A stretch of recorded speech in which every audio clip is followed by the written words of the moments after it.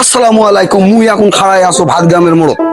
এই ভাত গ্রামের মোড় এই মাসুমের দোকানে তুমি আইছো তে হ্যাঁ বেটা হ্যাঁ তুই কি করবে আলু বা আমি মুড়ি লিবা আনো বুঝাইছে না আসে দেখছি মাসুমটা নাই দোকান এই সময় কেঙ্গে দোকান করবে কও মুড়ি নিবে আইছো? হয় এই মুড়ি নিবে আসে দোকানদার তো এটা কেবল দেখা পাচ্ছ মুই দোকানদার এই বসে থেকে এসে শোনা ওই বোঝাই না হিসাব পাইতে কে রে তুই কি বুঝিস না? বলে পারো না পারিস না? না এটা কি করে দোকানদার বা হাফ কেজি মুড়ি দাও দেয়া পারবো না?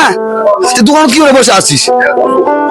শালা কেমন দোকানদার রে? আমি মুড়ি আর আনা সানাসুন নিবে আইছে আমার ওই দিকে বুলাটি বসে আছে খাবে ওরা গসা না দুপুরে খাবার টাবার দাও এই রোদের দিন না পানি টানি খাবে তো মুড়ি নিবে আইছো মুড়ি নিবে আসে দাও দোকানদার নাই তুই ঠান্ডা নিয়ে যাবো গরিব মানুষের জন্য ঠান্ডা দেবো ঠান্ডা গরমের দিন খালে ঠান্ডা আছে ঠান্ডা নিয়ে যাবো তুই মুড়ি নিয়ে যাবি গলা ঢাবে যাবে গরিব পাই দিতে হয়। আজকে তোমার ঘরের এই দোকানদারের কারণে পাটও পাবে না খাওয়া, হ্যাঁ ওই ঠান্ডাও হবে না।